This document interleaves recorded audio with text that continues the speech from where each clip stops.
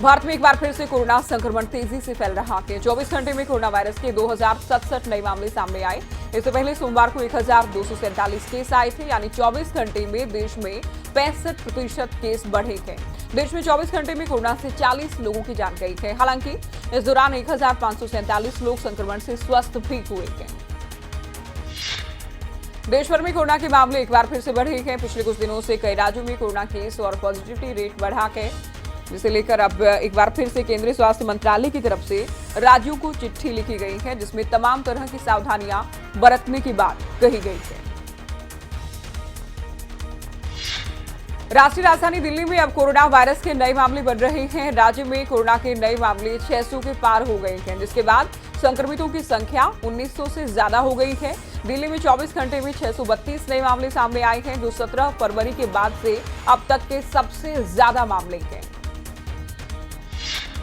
दिल्ली में बढ़ते कोरोना मामलों को देखते हुए डीडीएमए की बैठक हुई, जिसमें फैसला लिया गया कि दिल्ली में मास्क एक बार फिर से अनिवार्य होगा। नियमों का उल्लंघन करने वालों पर 500 रुपए का जुर्माना लगाया जाएगा। कोविड नियमों की पालना के साथ ही स्कूल खोले जाएंगे। स्कूल खोलने के लिए एसओपी जारी करने के निर्देश दिए गए हैं। बैठक में सामाजिक समारोह पर कड़ी नजर रखने के निर्देश भी दिए गए। पंजाब में बढ़ते कोरोना पर सरकार भी अलर्ट मोड पर है। स्वास्थ्य मंत्री डॉक्टर विजय सिंघला ने अधिकारियों से बैठक की, हालात का जायजा लिया, समीक्षा की गई। उन्होंने लोगों को मास्क पहनने और भीड़भाड़ वाली जगहों पर न जाने की अपील की है। पंजाब में लगातार तीसरे दिन कोरोना के एक्टिव केस बढ़े हैं। 24 घंटे की बात करें, 21 नए मामले पंजाब में कोरोना के सामने आए। पंजाब के सहकारिता एवं वित्त मंत्री हरपाल सिंह चीमा ने कहा, राज्य सरकार ने आने वाले 2 साल में गन्ने की पैदावार को बढ़ाकर 100 क्विंटल प्रति एकड़ करने का लक्ष्य रखा है। चीमा ने कहा कि राज्य की सहकारी चीनी मिल की ओर से सीजन 2021-22 के दौरान 1.72 करोड़ क्विंटल गन्ने की पेराई की गई है, जो कि पिछले पेराई सत्र से करीब 20 लाख क्विंटल अधिक है। राजधानी दिल्ली के जहांगीरपुरी में हनुमान जयंती के मौके पर हुई हिंसा के बाद प्रशासन ने सख्ती दिखाना शुरू कर दिया है। जहांगीरपुरी में एमसीडी ने बुधवार सुबह बुलडोजर से कई अवैध कब्जों को खाली कराया। सड़कों पर अवैध निर्माण को ध्वस्त किया गया।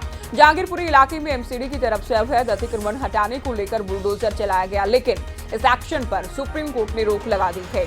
अदालत ने एक्शन पर यथास्थिति बहाल करने, बरकरार रखने के आदेश दिए हैं। उत्तर दिल्ली नगर निगम की मेयर इकबाल सिंह ने सुप्रीम कोर्ट के आदेश के बाद कहा कि वो देश की सबसे बड़ी अदालत के फैसले का पालन करेंगे।